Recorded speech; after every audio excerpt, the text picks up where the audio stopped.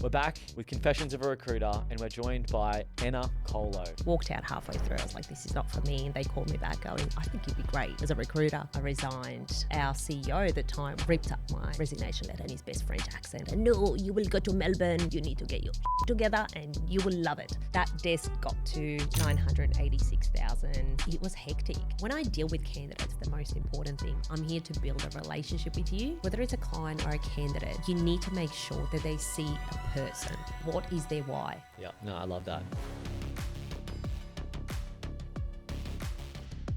Thank you for joining us, Ena. Thank you for having me. Ena, you've got a really interesting background, and I did put it forward in an interesting way before, and Ed said, don't do it like that. So rather than me butchering it, why don't we spend a couple of minutes you sharing about your journey and some of your achievements and what you've worked on in your recruitment career? Yeah, definitely. Look, I, like everyone else, probably fell definitely into it. Went to an interview with an agency, walked out halfway through. I was like, this is not for me. And they called me back going, I think you'd be great as a recruiter. That's kind of where it started off. This was up in Newcastle. We moved up there for my partner's work. So I knew it wasn't a long-term thing. 6 months in, absolutely hated it. I was doing business support. I was like, this is so boring. It was numbing. The day that we found out we were moving back to Melbourne, I resigned. Our CEO at the time, we had this really, really amazing French guy, Frank, happened to be in the office visiting, and he was in his best French accent, ripped up my resignation letter. No, you will go to Melbourne, you will settle down for 2 weeks, and then you will meet with our office. And I was like, no, Frank, like, I actually hate this. Like, I have zero passion for it. And he's like, no, you need to get your shit together and you will love it. So I moved down to Melbourne. Anyway, he organised for someone to call me, to pop in, meet with them. And I, again, landed in business support. Had an amazing leader. That was probably the only reason I stayed there. But we were situated in the same office as our manufacturing blue-collar team. And I just kept looking over to the other side and I was like, this just looks so much more exciting than what I'm doing. And a couple of months down the track, there was some movements in the team. Opportunity came up and I put my hand up for it. And honestly, that's where I fell in love with it. I ran a really, really successful blue-collar desk. I inherited a really good client. There was a couple of clients that were on a smaller scale that we had really high terms with at the time. One of them was in particular looking to leave. We had a competitor that went in like significantly lower rates, and this guy was like, why are we paying you 15%, and unheard of, like in blue collar side of things.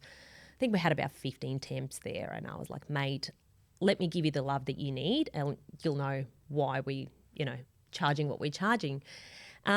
Essentially, I think within sort of the next 6 to 9 months, build that up to about 50 temps just with that particular client, as well as this other global client that I had that did seasonal recruits of about 80 to 90 staff at a time.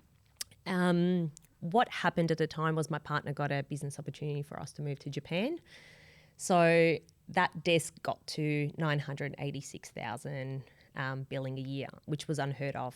They'd never had essentially $1 million desk in the blue collar space. And I probably spent about 6 weeks kind of going, do I leave? I want to get to that million. Like, we had this opportunity to live in Japan when I was like, when am I going to do that ever again? So the CEO at the time was still the French guy, was there, and he called up our Tokyo office and he's like, this is what's happening. I need you to find space for it. I didn't speak Japanese, so couldn't make it happen. So I took a step back, took the opportunity to leave overseas and, have that experience. When I came back, Randstad called me back after a couple of years after I had my kids. They said, we want you to come back. This was during those COVID times, but I had to step into a team leader role during COVID in Melbourne. You guys are from Brisbane, so you wouldn't have known this, but literally it was like managing working permits. It was a different ball game. So spent, I'd probably say better under a year in that space, then moving into a branch manager role. Fell out of love with the blue collar side of things. It just wasn't what I remembered it to be, the fast-paced, fun, engaging side of things. And then got poached to and asked to step into managing the tech team in our CBD office. So took that opportunity. That's such a different move, isn't it? Completely different. And I was actually considering leaving the business at the time altogether. Had quite a small team. There was a few internal changes that happened. Another team leader decided to go back into a billing role. I inherited his team. This was at the peak of COVID, or the back end. And then I had to grow the team. So it was full-blown scale of recruitment, getting the delivery support. We scaled that quite quickly. So I went from having 3 people up to 12 within 2 years. But I just didn't love the leadership side of things. Like, I didn't have the joy. And I think it was a really challenging time post-COVID. A lot of people were suffering from a lot of mental health issues, as well as many other things. Like, and I was always an individual biller. Like, I love working with a team, but I think when you're responsible and your personal outcomes depend on other people's achievements, I couldn't control that. And that didn't really sit well with me. So I was like, you know what? I enjoy the tech side of things. I'm going to look at getting maybe into tech sales. Then Davidson poached me, and then they were talking about a few different roles. And over the next couple of months, we were going back and forth, and they created this account director role, which was everything that I loved, being in front of the client, servicing the client, being able to manage the recruitment side or the candidate side of things without being stuck to a desk. So I was able to be in front of the client all day and manage and make sure that they, got the best experience. So that was going to be my next question. Is like, what is fantastic summary of your career, by the way. An account director, specifically, what do they do? Like, what is your success measured on as an account director? Growth of accounts. So essentially, with Randstad had the same model, and Davidson started implementing that similar model. So you might have contracts and agreements, with large businesses, and often, people see it as in, you look at a Big Four bank as an example. Where do you start? Like, most recruiters that I know would be like, call the TA team and, hey, I'm your expert in this, can we get a meeting? And any TA that would be like, oh, gee, like another person's moved into that desk, third person in 18 months, whatever it is. So I think account directors is more of a holistic approach. It's, hey, I'm your one point of contact. This is what we represent. This is everything we have to offer. Any issues that you have, deal with me. Now, if you look at as an example again, Big Four bank, they're going to have like 50 to 70 people that work in talent acquisition. How do you manage that? How do you make sure that your name's known? So because predominantly the talent team would be connecting with you, or line would be connecting with you as well? Different businesses have different models. So, if I specifically talk about the client that I managed, it was a bit of both. So they had an internal team that dealt with agencies based on their performance and relationships, essentially. That was on contract and permanent side of things. But a lot of it was driven by line managers. So again, how do you get in front of that? So I think probably first sort of 6 to 9 months, I was doing on an average 15 plus meetings with this client. And it was starting at the bottom and Bill going, okay, let's meet with you. Who works on business side? Who works on the tech side? Who else should I get in front of? And I would never leave a meeting with at least 2 names, and then call that person and go, hey, so-and-so recommended we catch up. I don't spend a lot of time on the phone. For me, it's like, let's catch up, let's have a coffee, and I'll fill you in. So you're being pretty proactive in the business of very much so. Like the BD side of thing was intense. Like I was exhausted, and there was days, when people would cancel and they're like, nothing's happening. And I remember it was like 7-8 months into that role, and only picked up a few roles. And everyone was lovely. Everyone wanted to catch up. Everyone wanted to get a free coffee. It was amazing, but there just wasn't nothing coming back. And I had this senior leader in our business. I bumped into her while I was making a tea, and she's like, chin up. She's like, it will all pay off. And this was when the market started turning, when a lot of the internal roles were filled internally, I should say, or there was, just hiring freeze. She's like, once the tap is on, she's like, they will call you. And honestly, like 2 months later, the tap turned on. And it was hectic. And then from there, essentially, I was like, well, the team that I work with that supported the candidate engagement side of things, I was like, well, what do we now need to do to make sure that we prove that we are what we say we are? Jobs will come to me. The clients would call me going, all right, you've bought me 3 coffees in the last 9 months. I've got this requirement. Let's talk. So I'd get the brief. If possible, I'd get the delivery team to attend those meetings with me. And essentially just make sure we've got a clear understanding. The directive between myself and the delivery team was, I don't want to be another agency that's uploading 6 CVs. Ultimately, we're dealing with very, very busy hiring managers. They don't want to be they don't have the time to look at 6 CVs from 3 agencies.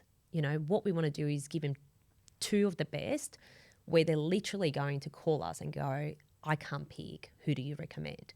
And we had this. I reckon 50% of the time we would have hiring managers call us with that issue. They're like, you've sent us 2 of the best. So that was something that I could really pride myself on. The team really understood the business, and I think that's the most important thing. You've got to understand what the business wants. How did you brief the team to understand the business? Because is that your responsibility, or do they have to do their research? Or? I was going to say, because it's suddenly your name on the line now. You're the one It's who's mine. fronting. I take everything I genuinely treat everything like it's my own business. If my name's attached to it, I treat it like my own business. At the end of the day, I can go from Randstad to Davidson to Hayes to wherever I go.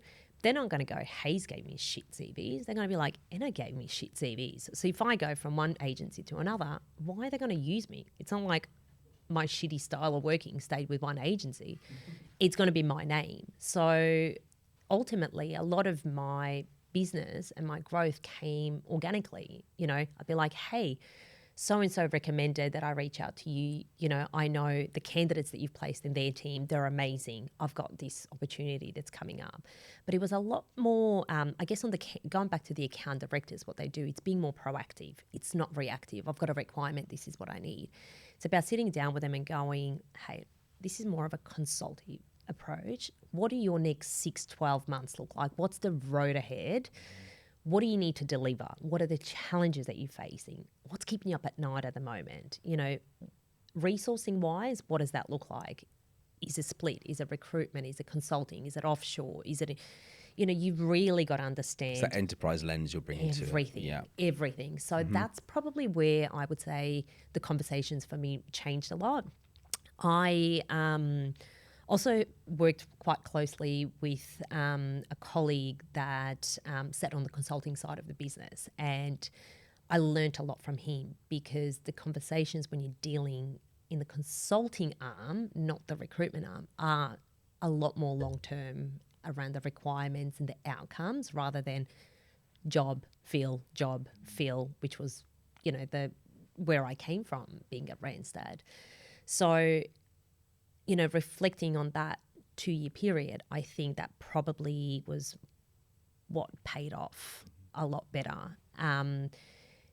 Ultimately, you need to be able to say when you can and can't deliver, and being able to manage all the expectations in between the two. Yeah, that's really interesting. I've never understood exactly how the dynamic would pay off between the account director and the delivery team, because one, it's kind of, as you said earlier before we started the podcast, it's kind of out of your control what the delivery team come up with. So how do you make sure that the delivery team is aligned on selling the company properly, finding the candidates correctly?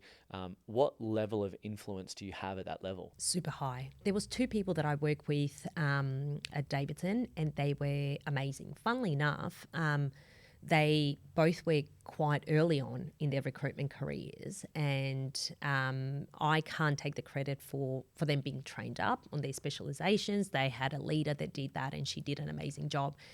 Where I stepped in is this client. So there was one big client that took about 90% of my time, and then 2 smaller that, fit in the other 10%.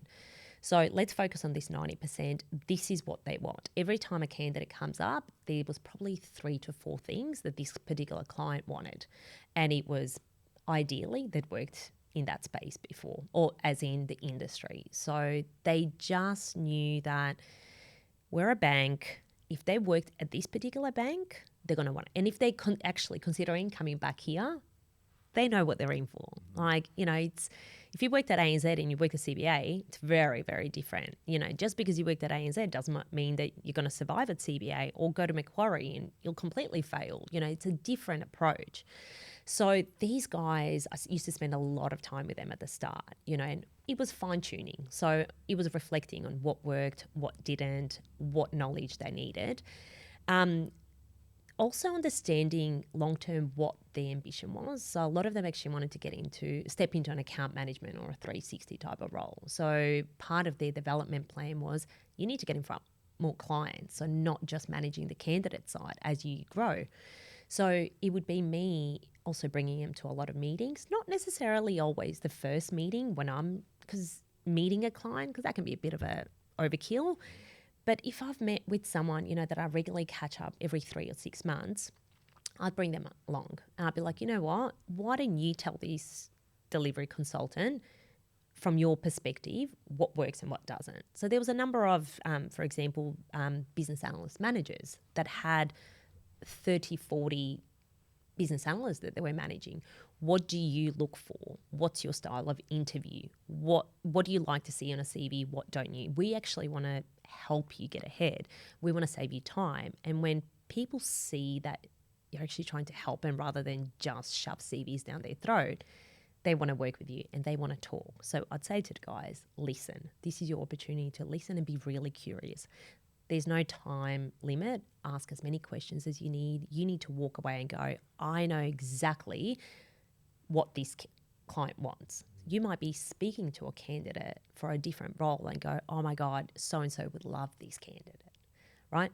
So you need to be able to piece all those pieces together. And I think that's really, really important for them to understand that. When the delivery team sources the candidates and they have a shortlist, do they come back through you to brief you and then you take it to the client? Yes. Okay. What we would do is my way of working was the expectation. It was always that, okay, let's turn this around within 48 hours, if in the most contracting side of things.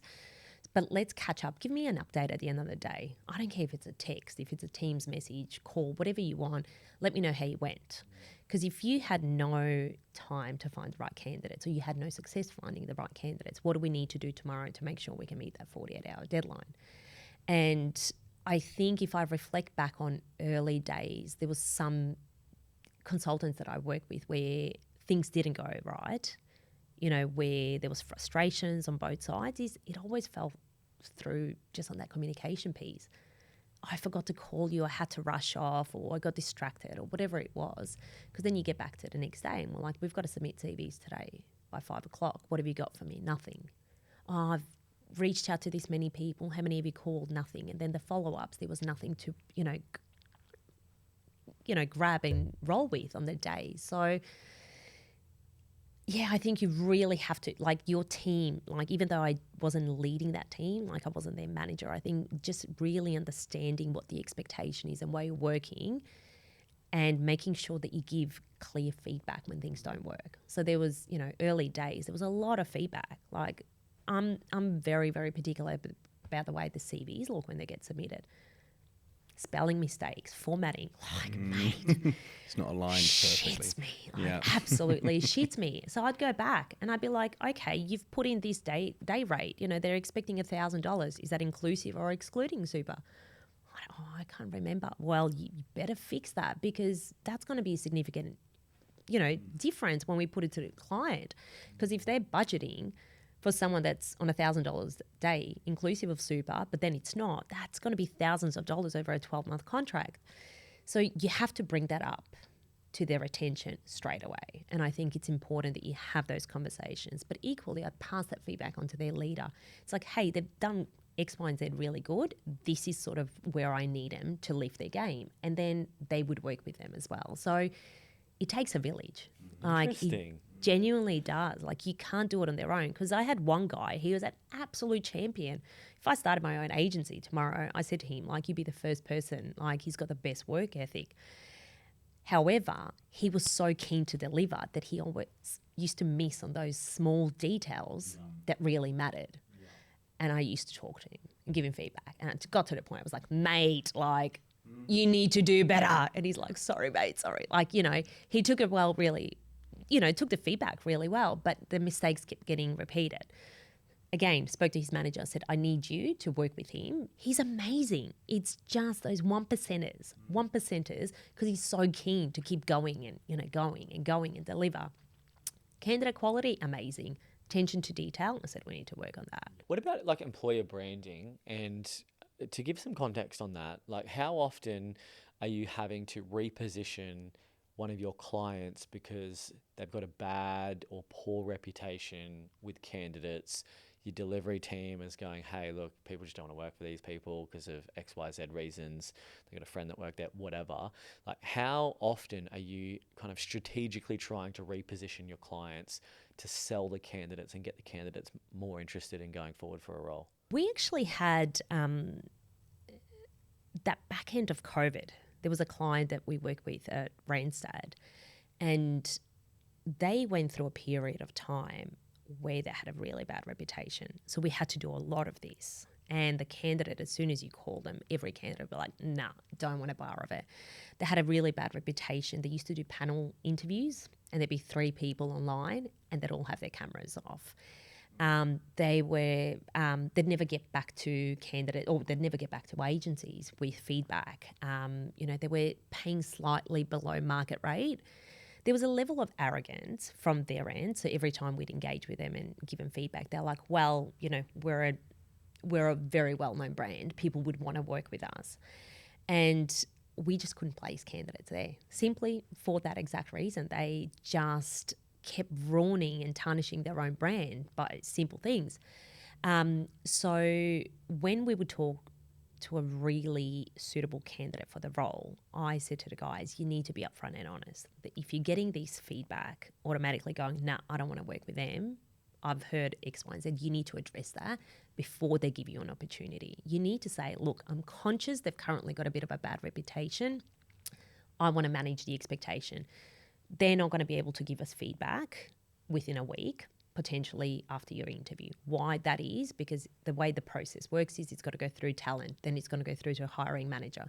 If it's not a number one priority for the hiring manager, by the time it goes back to talent, by the time it comes back to me, I just want to manage that expectation with you straight away so you know what those challenges are. What your friend told you might have been the experience. Maybe the recruiter didn't explain it clearly to them. But I want to be honest as to where the gaps and the downfalls are. So they're also paying slightly below where the market is at the moment. Let's take your experience into consideration. I know you want $1,000 a day. Realistically, you don't have the experience for someone to be asking $1,000 a day. So let's look at what's being presented to us. Would you accept this role for $800? Potentially ask for a pay rise in 6 or 12 months' time, work their way up. You got to give them a bigger picture. What does the road ahead look like? Do you want to go permanent? Because you'd love to be working there as a permanent. You might not want to work there as a contractor. And then people would look at things differently because you're giving them a different perspective. We're only human. We often get caught up in one thing and we go, you've pissed me off. I don't want to talk to you anymore. Why? Oh, because you pissed me off. And then you come and talk to me and you're like, well, X, Y, and Z played a big part in these, think about that kindness piece. Think about why someone behaved the way they did. Yeah.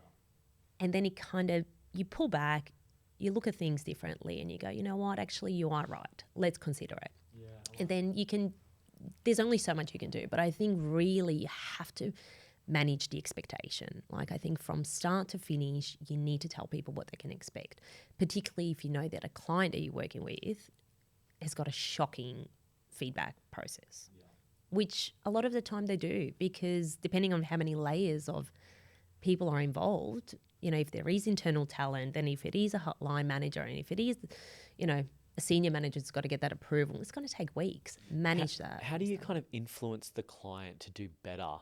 Like specifically around the interview process, interview coaching, selling the company more effectively, asking more appropriate questions, having that kind of dance and attraction of that candidate. Because as we all know, especially with a candidate short market, it's the employer who sells themselves the best will ultimately get the best candidate.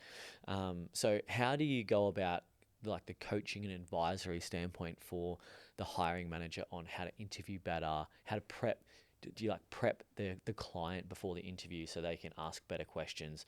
What's your experience around that? I generally, when I meet with someone and there is a requirement that we can help them with, I need to understand what their process looks like.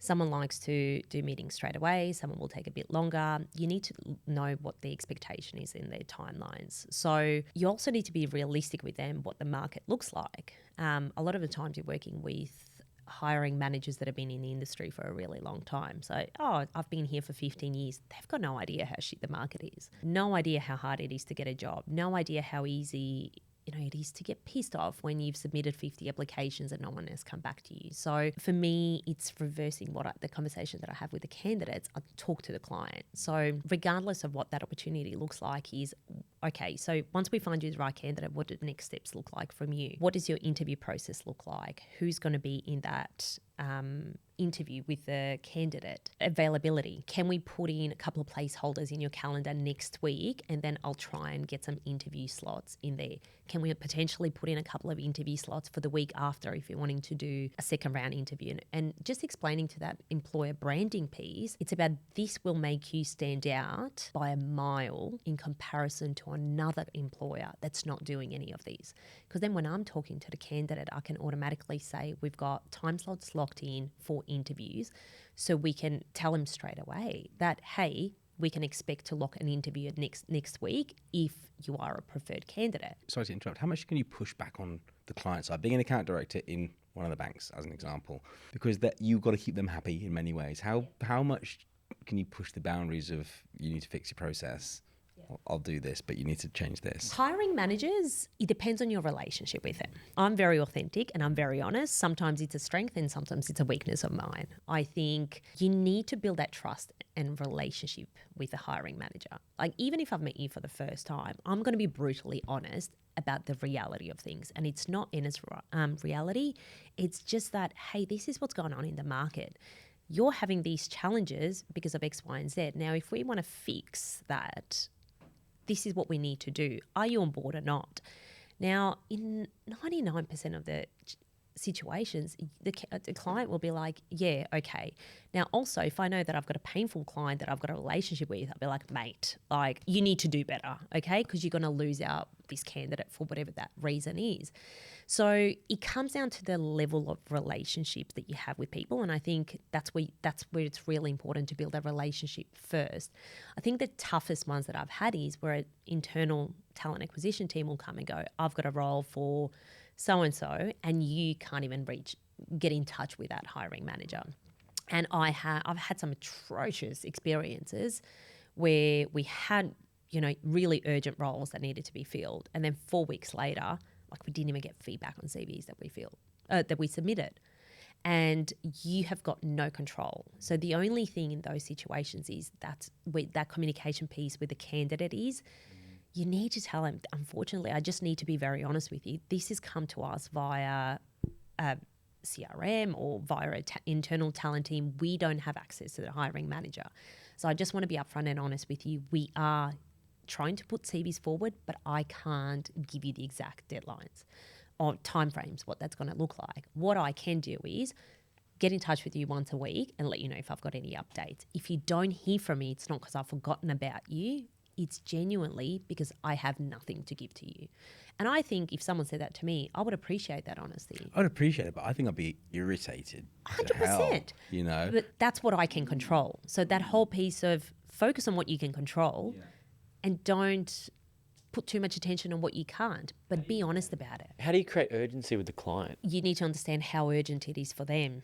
And then you also need to be honest what's going on with the candidate side of things. How quickly do you want to fill this role? Oh, I want it yesterday. Okay, so how quickly can you book in an interview? 2 weeks? Well, is it really urgent? Oh, yeah, it's just that X, Y, and Z. And I said, well, if we've got really good candidates, you're going to have to move really quickly.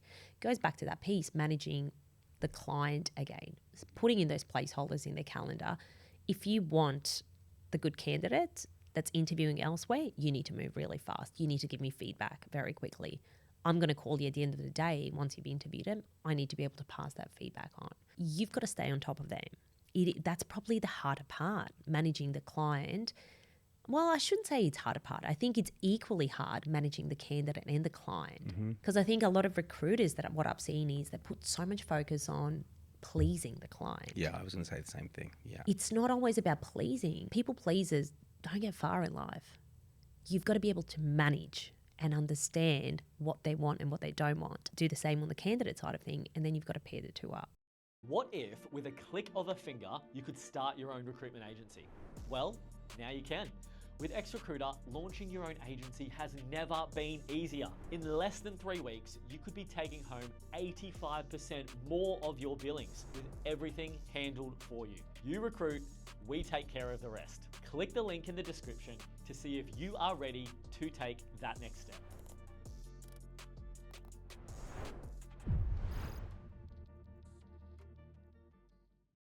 It's naturally a bit easier to manage the candidate's expectations. You know, you have $1,000 a day they want. Client says they'll pay 800. You'll get your candidate down to 800. That's how most recruiters do it. So it's a difficult one because you're not really doing the right thing by both parties. You're doing the right thing by your client. So on that, I'm trying to think of the right way of framing it. When you are taking a brief from the client and you're going to go and find the candidates, how much do you push back on them and tell them about the market and they're off the mark? Or do you mostly just try and find somebody to fit your brief? No, push back. You've got to set the expectations clear. You want the best of the best, you're going to have to pay for that. If you don't have the budget, and it happens often, I completely understand that, you might not get the full package. So let's talk about what's a nice to have, what's a must to have. What can you be flexible on? Sometimes you can get a candidate that's desperate because they've been out of work, their contract's ending and they're scared that there's nothing else. They might accept a lower salary. But a lot of the time, those candidates are not going to stick. What I've seen a lot of the time is it's like, I'll take it because I need something right now. There is always that fear in a lot of people and they'll take it. But the minute another recruiter calls them about a role that's paying $50 more a day, they're going to jump. So you've got to be honest with the client and say, well, what's the risk? How's that going to affect you if they come in and you spend a week training them up, they get on with it, they're doing a really good job, and then they get this call, I'll see if I can get a $50 a day. And I said, well, that honestly, that's kind of insulting. Why wouldn't you give that to them if you think that's what they're worth at the start? Where do you draw the line on that though? I don't think you can. I think you can only be very clear around it. Sitting there in front of the client and wanting to say, I told you so, without actually saying, I told you so. And I think that's why it's important to have those conversations up front. Reflecting on my experiences, like you can find someone that might be able to do what they want for what they're willing to pay, but they're not going to be coming from the same level of experience. So they need to also be realistic as to what they're going to get for what you pay, essentially. You're not going to go say, I want a Lamborghini, but my budget's only $100,000. You're not going to get it, are you? You kind of get what you pay for. But if you don't have the budgets, let's find the best within that range. Also, it might take a bit longer. For us to find you the best of the best, we might have to search the market for a little bit longer to try and find you a few more options. So instead of delivering within 48 hours, can we have 3 to 5 days? Are you okay with that? Yes. After 5 days, let's look at the best, what we've been able to find, who's willing to take on the opportunity, what their reason is, are they the right fit? And then present them and essentially talk. So what do you do to keep the candidates sticky then? Because if you're moving out the timelines, these candidates, highly paid contractors, there's got recruiters that will be calling them all the time. How do you make sure that, one, they're always engaged, they'll pick up the phone, they'll talk to you, and they won't just end up ghosting you and you'll end up at square one? There's definitely more challenges that I'm seeing with that. And I think there's a lot of factors that play into that. I think in today's day and age, our phones are constantly ringing and you don't know if it's an unknown number. Is it a scammer? Is it a bank? Is it a marketing company? So with us, I think going back to the what can we control is, I think you need to set the expectation clear with the candidate at the start as to how frequently you're going to communicate with them. And equally, if you haven't spoken to that candidate, like let's say we've done an outreach on LinkedIn, you've got to personalize that again, because you don't want to be one of 50 that's gone out. Say, I'm going to call you tomorrow. This is my number, just so you know who's calling. Sometimes they might not see their LinkedIn message because a lot of passive candidates don't check their LinkedIn until they have to. And then maybe text them. If they haven't actually answered the call, you've got to text them I text. I don't leave voicemails. I hate voicemails personally. I hate when people leave them for me, especially if it's someone that I know. I'm like, mate, I can see you've called me. Yeah. Send me a text message. So I'll send you a text message. I'm calling from here. This is who I am. This is what it's about. Let me know if there's a good time to chat. Otherwise, I'll try later this afternoon, for example. What can you do that? Because I think if you look at your phone, you're always going to see a text message and you go, oh, okay, Blake's tried calling me. You know, okay, numbers ending in 936. Easy. If I see 936 call, I'll pick that up if I want it. Second time you try, if they're not coming back to you, you might go for third, but go, hey, I've tried a few times. I haven't got a response. Give me a shout if you are interested in chatting. If not, just leave it, but manage it really nicely as well. And on that direct outreach piece, like you would be working with your resourcing team in your most recent role. Are you coaching them to how to outreach to potential candidates to personalise an approach, or are you just trusting their judgment that they're going to do it in a certain way that's aligned to whoever your client is? It's a little bit of both. It depends on their experience. There's ones that are really good at what they do and they have a really high success rate. You need to coach and train people to understand why they're doing what they've been told to do, or the advice. I don't think anyone should be told what to do, but understand the why behind everything. If I can copy and paste a message and send it out 50 times, what do you think the success rate is? Hey, I've got this really exciting role that you might be interested in based on your experience. Do you want to chat? Now, we get those inboxes all the time. I don't want to chat to you. What excites you about my history? What's the role? Like, what do you want me to say to that? You know what I mean? So do a little bit of research on someone's profile and go, hey, the only part that I'll copy and paste is potentially about the position that I'm representing. Hey, Blake, you know, I came across your profile in my search. I've currently got a role XYZ that matches to the experience. This is the role. This is the company. Even if you don't want to specifically say who the company is, let's call it. It's one of the big four banks. It's a 12-month contract. They're looking to start straight away. This is the project they're working on. Does this interest you? If so, would you be keen for a chat? Personalise it. Give people a bit of context as to what they're responding to. Don't make it so generic.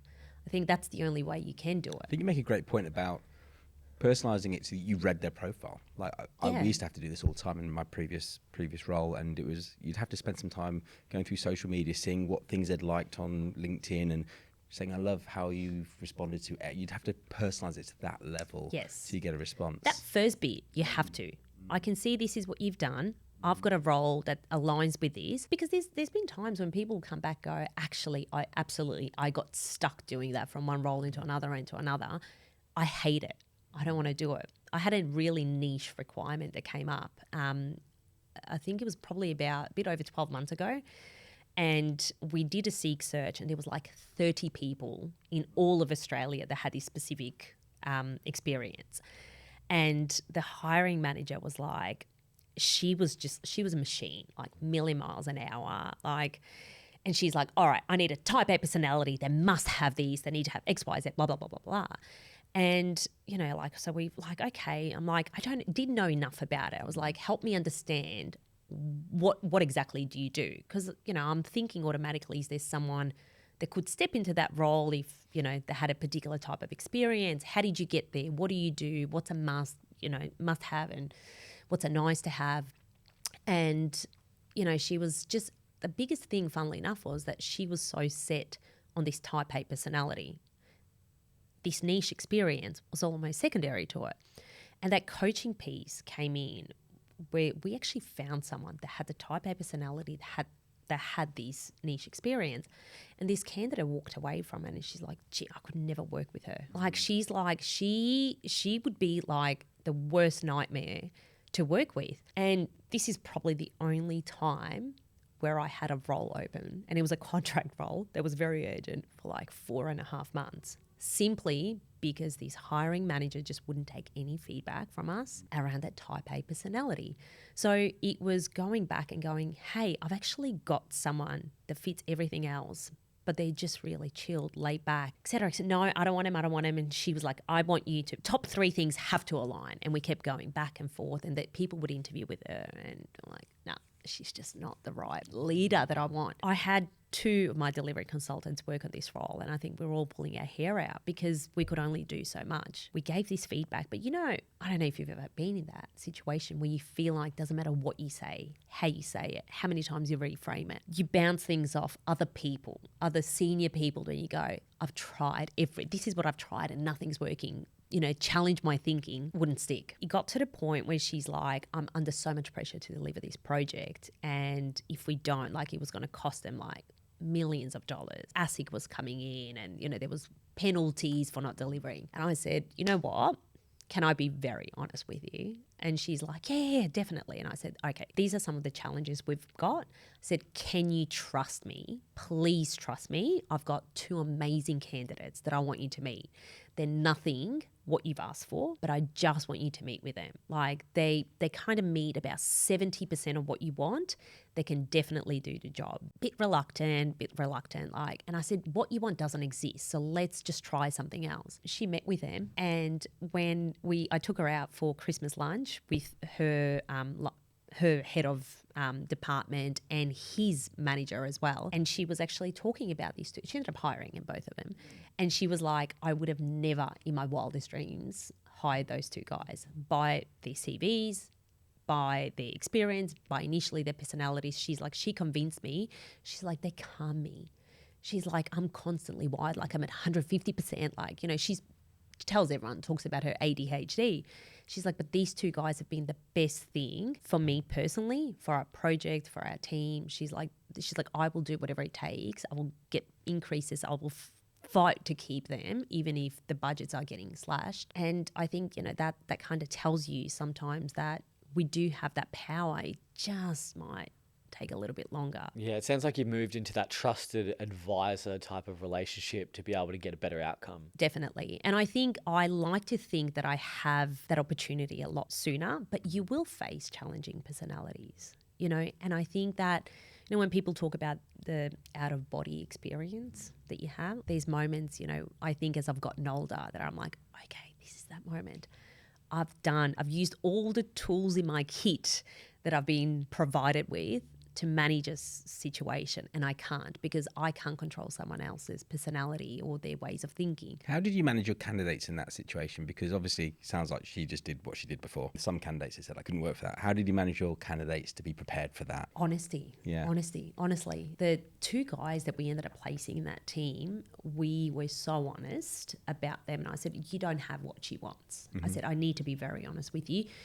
Because they'd worked for me before. Right, okay. They'd worked in other areas. And hiring managers would cry basically. But they're like, I have to let him go. But the project's done. There's no funding. I've recommended him to other areas, but there's no requirements. So I knew what they were capable of. And I'd say to them, I need to be very honest with you. This is what she's after. You are nothing like that. But I think you do amazing based on what you've delivered and your experience. She wanted a duplicate of herself, thinking that only people like her would be able to deliver. Whereas these guys were complete opposite. They were so chill. And talking about opposites attract, candidates were like, look, you've probably made it sound worse than what she was. But I think that's because their personality could handle. So there's this, I think, recruitment, you kind of have to be like a bit of a psychologist. There's a psychoanalysis piece that goes, you've got to pull back and go, it's not just about matching technical experience and going, oh, you've done this, you can step into that role. It's very much about your personality can it work with the other personality. As a leader, I think you're great, but what this person needs and wants and has complained about, you guys will never work together. Recruiters have a bad reputation, let's be honest. They can be transparent, they rush things, they're always chasing that next job. You can match people up, but is it going to last? Where did you refine this skill set? Did you listen to podcasts, do certain training? How did you come to who you are today around this kind of relationship, trusted advisor, strategic account director type of skill set? It's a bit of the mixed bag, I would say. I started my early career I worked for a ASX listed company. I started off as a corporate receptionist, my first job. I was kind of forced in this environment with senior executives and board members, and we had a lot of people from the government, like from the agriculture department, visiting often. So I felt like I had to grow up quickly in the sense that, you know, if I compare myself at 20 to some of the 20-year-olds now, it's like you could never do the job that I did. So I guess there was a little bit of that. And I guess along the way, I always look for different mentors in life, because I think different people could offer you different advice. And it's a lot of the times how people approach. Like I've always been a big observer, and I've always been curious. So, you know, if I reflect on from a corporate receptionist role, I went into a PA to our deputy CEO. And I made the biggest fuck up of my career, excuse the language. Nearly cost. The company was about to go into this joint venture, and I nearly was the reason it didn't happen. Wow. Because when I booked his flights to go interstate, I didn't leave enough time for his connecting flight. And I was sitting at my desk, and he called me, and he's like, "Just wanted to let you know I didn't make that flight because you only left 25 minutes. Did you realise that from this airport to that airport?" And I died. Internally, I died. Went home, wrote up a resignation letter that night. Came into the office at 7 o'clock the next morning. I was like, I need to resign before he fires me. I didn't sleep. I was shitting myself. And he came in the next morning and just strolled in, "Good morning." And I was like, all right. He's like, "Let's have a chat," about planning for his day. And I took my resignation letter and I went in, and he's like, "What's wrong?" Sliding my resignation. I was like, I don't even know where to begin. I'm sorry, just doesn't justify the mistake. He's like, "Do you think I'm going to fire you?" I expected to get yelled at and screamed at, and he's like, "No, Ena. Do you think I would fire you over that mistake and hire someone else that's going to come in and make that same mistake again, and then it's going to cost me more maybe next time?" And at that time, I realised that it's people's approach to things, the way they approach. I had this, I think, single-minded or vision of how people approach things. There was consequences to everything, and it's not. I think I had to learn more about the experience equals growth, and what you put in is also what you get out. So I've always had an interest in personal development. So I listen to a lot of podcasts. We talked about Diary of a CEO. Absolutely loving. Anyone that asked me for a podcast recommendation, I was like, "Have you seen Stephen Bartlett?" What about Confessions? Would you recommend that? Definitely. You would now. Will now. I'll promote it all the way. Any podcast recommendations? Yeah, absolutely. I'll go on for you. Definitely. Yeah. So I think you've got to just take away what works for you. But just because it's a good advice, does it fit in with what you're trying to achieve in life? It might not serve me right, but it might be able to be good advice for someone else. Yeah. No, I love that. I think you've shared a lot of really key, important parts to the recruitment journey that you've been on throughout this podcast. If recruiters could only take away one key lesson from this episode, what should it be? Whether it's a client or a candidate, that they see a person. That they see who the authentic person is behind a call, behind a LinkedIn message, when you meet them for a coffee catch up. I'm not here as a recruiter. I'm here to build a relationship with you and show that interest in them as a human, not just as something that you're trying to sell to someone. Because I think if you're looking at a candidate, or you're sitting down with them, having a coffee or a phone call, and you're trying to rush them because you need to get on the next call, you need to make sure that they see the person behind the CV. If you can see the person and their motivation and understand their why. Authenticity and finding out Trust. the why. And what is their why? One of my old managers, side note, my story, one of my old managers used to say to me, because as a recruiter, you interview however many people, this is just another interview for you today. That person's woken up, chosen what to wear, made sure they had their CV correct, read it, practiced it. It's so important to them. And the moment I just changed my view of they're just money to that's a person, like you just said, did change my entire approach. So I think that's a really key message. 100%. Yeah. 100%. And you've got to think about, I always, when I deal with candidates, whether they've applied for a role or we've reached out to them, is they're still nervous. I mentioned it to you guys, I hate the interview process. I don't perform well. It's not a natural environment. So you've got to understand, so many hiring managers I talk to, and they're like, "We follow the STAR method, and give me an example of this, and where do you want to be in 5 years?" What's that got to do with the role? We in the days that we're living in now with AI, people will jump on ChatGPT and get that answer because that's what you want to hear. Yeah. And then you get them on the floor and they absolutely fail. And you're like, "Oh, well, you didn't give me a good candidate." Well, hang on, let's go back. Yeah. Where did it all go wrong? And I think, if I reflect on some of the best conversations or interviews, processes, even where I didn't get the job, and I've purposely applied for roles just to put myself through that excruciating pain of going, I feel uncomfortable here. Yeah. Because the minute you feel comfortable, it's a danger zone. So if I reflect on the ones that have been the best, is where the interviewers rocked up and just been casual, chit chat. Yeah. You know what? 5-10 minutes, even them going, oh my God, so XYZ happened, and, tell you something about, something bad that's happened in their life, which they can laugh about, puts you at ease. Automatically, I don't feel nervous. I've forgotten about my nerves. Yeah. Whereas they go, thank you so much for showing up today. So, tell me about yourself and how do you see yourself, fitting into this role? And I'm like, Yeah. 100%. All right, we're moving on to our game. Are you smarter than Ed? I don't know. I've looked at his CV. No, but like, you know what? Everybody's been smarter than me today. Yeah. Has everyone been smarter than I you? think, well, they've won. Okay. All right. So chances are that you're going to be. All right, Anna. Your buzzer is your name. If you get it wrong, then I'll continue talking about what the answers are, reading out the answers, and then the other person has a crack at it. Are we ready? I'm ready. Ready? I'm going to try hard this time. On average, how many applicants apply to each advertised job? Ena, 200? Honestly, I love the fact you went for it. Yeah. Literally, 100%. that's what the stats have been lately. I have heard that. A, 50. B, 75. C, 100. D, 118. Ed, D. I'm going to challenge you on that. Where did you get your data Oh, from? Serge is under pressure. It was a, See, even Ed said that. Ed sent me this article. Oh, don't give it to me. Well, she's called Serge. Serge is called Ed. Ed, Well, Blake sent me this article once. But I think for the purpose of this, you can have it, because otherwise... No. We can't just give away 3 points. But I think But it he was... was I think it was cheating. Like, he had the data. He sent him the articles. He could have Okay, read it. fair enough. New question. New question. Thank you. Okay, all right, here we go. Here, new question. How long do recruiters typically spend looking at a CV? A, 3 to 5 seconds. B, 5 to 7 seconds. C, 10 to 15 seconds. D, 20 to 30 Anna. seconds. Anna. B? Correct. Oh, yeah, I'd have gone B2. 1-0. I feel like Seven. I'm Anna, just too she's- scared to she- say anything. What is the average number of days it takes to fill an open position? A, 30 days. B, 42 days. C, 55 days. D, 65 days. Ed, A. Ed, that's incorrect. Ba-boom. But it takes longer than 30 days. Yeah, I was going to say, even 30 sounded. It sounded a lot. I thought it'd be Yeah. like 16 days or something. Yeah. Well, what was the article that you sent? I don't know what he's talking about. Let's go B, the next one up.